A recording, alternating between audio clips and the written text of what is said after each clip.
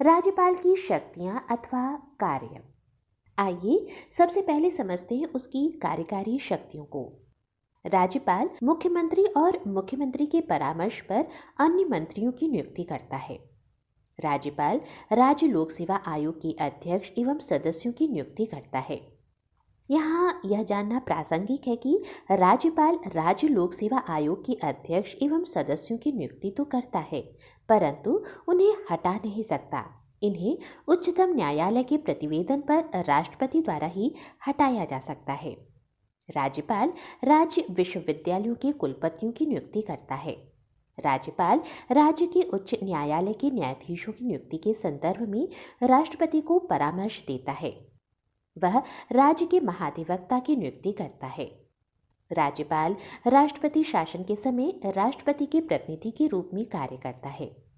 राज्य के प्रशासन के संदर्भ में वह मुख्यमंत्री से समय समय पर सूचनाएं प्राप्त कर सकता है।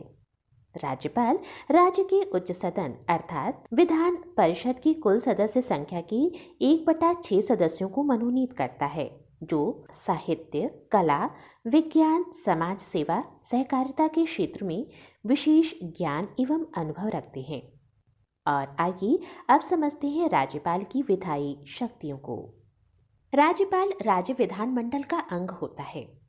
राज्यपाल राज्य विधानमंडल के सत्र को आहूत, संबोधित, विघटित तथा सत्रावसान कर सकता है। वह विधानसभा में आंग्ल भारतीय समुदाय का पर्याप्त प्रतिनिधित्व नहीं करने पर एक आंग्ल भारतीय सदस्य को मनोनीत करता है। यह बात अनुच्छेद 333 में कही गई है। राज्य विधानमंडल द्वारा पारित विधेयक राज्यपाल के हस्ताक्षर के बाद ही अधिनियम बनता है। यदि किसी विषय पर तत्काल कार्यवाही की आवश्यकता हो, परंतु उस समय राज्य विधानमंडल का सत्र न चल रहा हो, तो ऐसी स्थिति में अनुच्छेद 213 के अनुसार राज्यपाल अध्यादेश जारी कर सकता है। राज्यपाल द्वारा जारी अध्यादेश यदि 6 सप्ताह के भीतर विधानमंडल द्वारा पारित नहीं होता तो वह स्वतः समाप्त हो जाता है।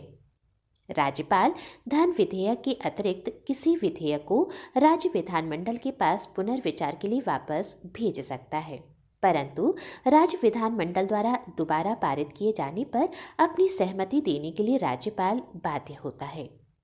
अनुच्छेद 200 के अनुसार राज्यपाल किसी विधेयक पर अनुमति देता है या अनुमति रोक लेता है अथवा राष्ट्रपति के विचार के लिए सुरक्षित रख सकता है। और आइए अब समझते हैं राज्यपाल की न्यायिक शक्तियों को। अनुच्छेद 161 के अनुसार राज्यपाल को ऐसे विषयों जिन पर राज्य की कार्यपालिका शक्ति का विस्तार है, पर किसी विधि के विरुद्ध किसी अपराध के लिए दोषी ठहराए गए किसी व्यक्ति के दंड को क्षमा, उसका प्रविलंबन, विराम या परिहार करने की अथवा दंडादेश के निलंबन, परिहार या लघुकरण की शक्ति होगी। राज्य के उच्च न्यायालय के मुख्य न्यायाधीश और अन्य न्यायाधीशों की नियुक्ति में भी राष्ट्रपति राज्यपाल से परामर्श करता है। राज्यपाल मृत्यु दंड के मामले में क्षमा प्रदान नहीं कर सकता। ध्यान देने वाली बात यह है कि राज्यपाल को सेना न्यायालय द्वारा दिए गए दंडादेश के विषय में क्षमादान करने की शक्ति प्राप्त नहीं है। और आइए अब समझते हैं राज्यपाल की वित्तीय शक्तियों को। राज्यपाल की पूर्व अनुमति के बिना कोई धन विधेयक विधानसभा में पेश नहीं किया जाता। राज्यपाल प्रत्येक वित्तीय वर्ष में विधानमंडल के समक्ष राज्य का वार्षिक वित्तीय विवरण प्रस्तुत करवाता है और यह बात अनुच्छेद 202 में कही गई है। राज्यपाल किसी अप्रत्याशित व्यय के लिए राज्य की आकस्मिक निधि से धन अग्रिम रूप से ले सकता है। वह राज्य वित्त आयोग का गठन प्रत्येक 5 वर्ष पर करता है। और आइए अंत में समझते हैं राज्यपाल की आपातकालीन शक्तियों को। जब राज्य में ऐसी परिस्थितियां उत्पन्न हो जाएं जिससे राज्यपाल को यह समाधान हो जाए कि राज्य का शासन संविधान के उपबंधों के अधीन नहीं चलाया जा सकता, तो वह राष्ट्रपति को प्रतिवेदन भेजकर राज्य में कथित राष्ट्रपति शासन अर्थात अनुच्छेद 356 लागू करने का परामर्श देता है। मुख्यमंत्री राज्य की मंत्रिपरिषद का प्रधान मुख्यमंत्री होता है। इसकी नियुक्ति राज्यपाल करता है। संघ शासित क्षेत्र जम्मू और कश्मीर, दिल्ली तथा पुडुचेरी में मुख्यमंत्री की नियुक्ति राष्ट्रपति द्वारा की जाती है। मुख्यमंत्री के परामर्श पर राज्यपाल द्वारा अन्य मंत्रियों की नियुक्ति की जाती है। मुख्यमंत्री तथा अन्य मंत्रियों को पद एवं गोपनीयता की शपथ राज्यपाल दिलवाता है। अनुच्छेद 164(2) के अनुसार मंत्रिपरिषद सामूहिक रूप से विधानसभा के प्रति उत्तरदायी होती है। जब कभी किसी मंत्री के खिलाफ अविश्वास प्रस्ताव पारित हो जाता है तो पूरी मंत्रिपरिषद को त्यागपत्र देना होता है।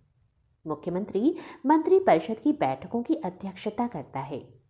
अनुच्छेद 167 के अनुसार मुख्यमंत्री प्रशासन एवं विधान संबंधी कार्य की जानकारी राज्यपाल को देता है। मुख्यमंत्री मंत्रिपरिषद और राज्यपाल के मध्य सूचना आदान प्रदान करने की कड़ी होता है।